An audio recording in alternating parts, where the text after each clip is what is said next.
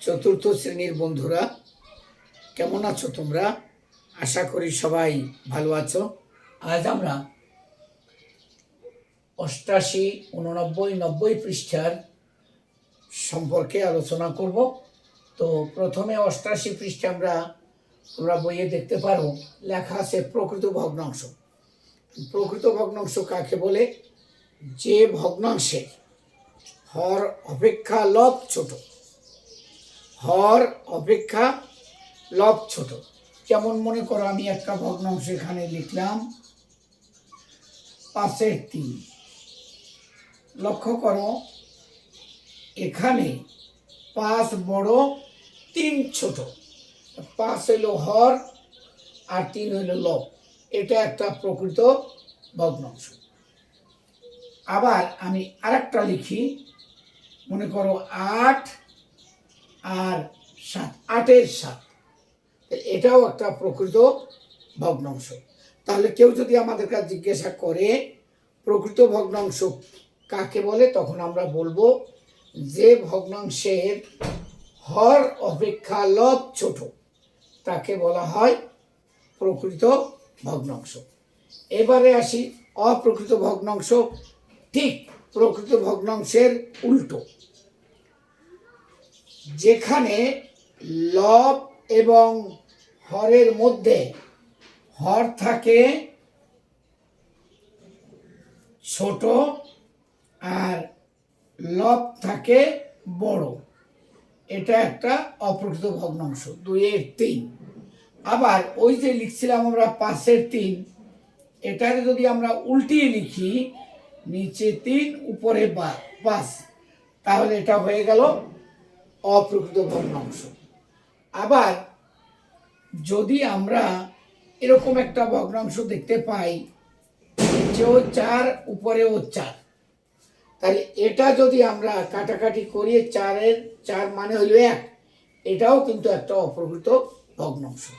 তাহলে যে ভগ্নাংশের মান 1-এর সমান অথবা 1-এর চেয়ে বেশি হয়, সেটাই অপ্রকৃত ভগ্নাংশ। এখন আমাদের সংক্ষিপ্ত প্রশ্নে আসতে পারে, মনে করো আমাদের একটা দিল 17/9। বলো তো এটা কোন ধরনের ভগ্নাংশ? অবশ্যই প্রকৃত ভগ্নাংশ। কিন্তু যদি আমাদের এভাবে বলে, নিচে 9 উপরে 17, লবটা হইল 17, হরটা হইল 9, তাহলে এটা হয়ে গেল অপ্রকৃত ভগ্নাংশ।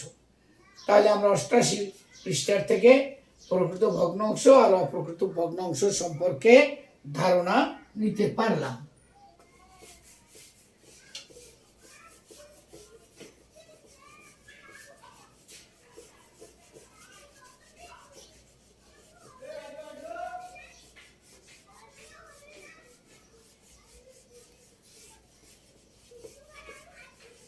বন্ধুরা, এবারে আমরা আমাদের বইয়ের 89 পৃষ্ঠায় দেখব যে উপরের দিকে লক্ষ্য করা আছে, বড় বা ছোট নির্ণয় করব আর ছোট অথবা বড় প্রতীক বসাবো। তাহলে দেখো, খুবই সহজ হবে এগুলো। এটা আমরা 89 পৃষ্ঠা থেকে লিখছি। 89 পৃষ্ঠায় দেখো একটা অঙ্ক আছে, 5/2, এরপরে ফাঁকা ঘর। এখানে আমরা হয় বড় চিহ্ন দিব, না হয় ছোট চিহ্ন দেব। এখন আমরা কি করে বুঝবো কে বড় কে ছোট? লক্ষ্য করো, এটার দুইটা হর সমান, এখানেও 5, এখানেও 5। তা হর যখন সমান থাকে, সেক্ষেত্রে লব যার ছোট সেটাই ছোট হবে। তাহলে এখানে এটা ছোট, 5/2 5/3 চাইতে ছোট। আমরা সহজভাবে বলতে পারি, তোমার মা পিঠা বানিয়ে 5 ভাগ করে তোমাকে দিলেন 2 ভাগ, আর তোমার ছোট বোনকে দিলেন 3 ভাগ। বলো তো কে পিঠা কম পেয়ে গেল? তুমি কম পেয়ে গেলে। তুমি বলবে, মা আমি তো কম পিঠা পেয়েছি বোনের চেয়ে। তাহলে এখানে এইটা আমরা দিব ছোট চিহ্ন।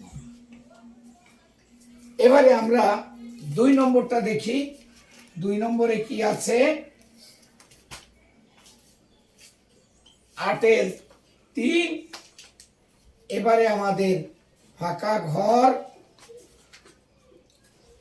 এখানে আছে 8-এর 5। লক্ষ্য করো, আবার সেই মায়ের বানানো পিঠার কথাই বলতে পারি। 8 ভাগ করে 3 ভাগ, আর 8 ভাগের ভিতর থেকে 5 ভাগ। তাহলে যে 8 ভাগের 3 ভাগ পাবে সে তো কম পাবে, কাজে এটা ছোট চিহ্ন। এখানে কিন্তু হর এক, 8 8, কিন্তু লব ভিন্ন। তো হর যখন সমান থাকে, যেটার লব ছোট সেই ভগ্নাংশটা ছোট, যেটা লব বড় সেই ভগ্নাংশটা বড়। তাহলে আমরা যদি তুলনা করি, 8-এর 3 ছোট, কার চেয়ে ছোট? 8-এর 5 থেকে ছোট।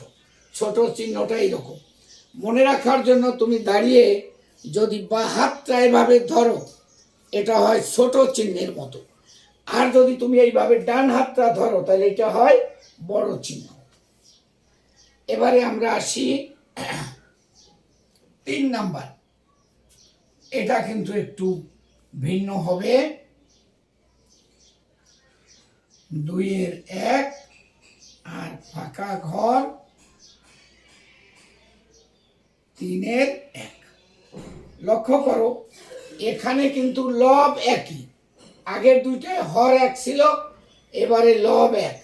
যেটার লব একই কিন্তু হর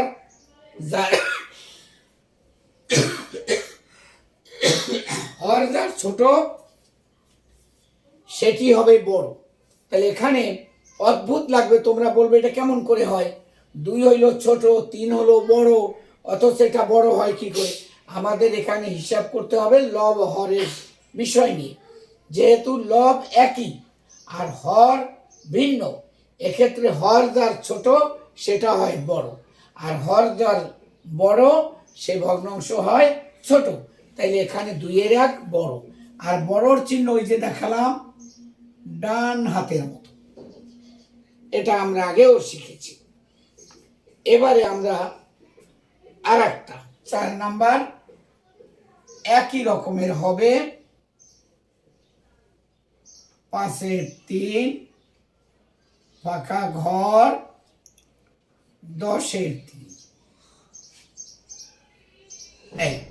এখানে লব এক, এখানে লব কি একই, কিন্তু হর ভিন্ন। হর যেটা ছোট সেটা হয় বড়, তাহলে এক্ষেত্রে আমাদের এইটা হবে বড়, আর বড় চিহ্ন এভাবে। আর একটা জিনিস বোঝো, আমরা যদি আবার মায়ের কাছে যাই, মায়ের পিঠা ভাগে যাই, কতগুলো পিঠা মা 5 ভাগ করে তোমাকে 3 ভাগ দিলে, আবার আর একজনকে 10 ভাগ করে 3 ভাগ দিলেন। কারণ 10 ভাগ যখন করলাম, এক এক ভাগে তো কম পড়বে, সেই 10 ভাগ করে 3 ভাগ আর 5 ভাগ করে 3 ভাগ। কাজী মায়ের প্রথম ভাগের পিঠাটা যদি আমি পাই, 5 ভাগ করে 3 ভাগ দেয়, তাহলে আমি পিঠা বেশি পাবো, আর 10 ভাগ করে 3 ভাগ নিলে আমি কম পাবো। কাজী 5-এর 3 এখানে পাবো। বন্ধুরা, আমরা এখানে নিচের দিকে দেখব যে নিচে কতগুলো ভগ্নাংশ ছোট থেকে বড় ক্রমানুসারে সাজাতে বলেছে, আর গাণিতিক চিহ্ন ব্যবহার করতে বলেছে। আমরা দেখব বড়টা, বড় ক্রমানুসারে, মানে বড় থেকে ছোট থেকে বড় ক্রমানুসারে, আগে ছোটরা আর তারপর আস্তে আস্তে বড়র দিকে, ছোট থেকে। তাহলে আমরা ভগ্নাংশগুলো লিখি, বই দেখে দেখে আমরা লিখতেছি।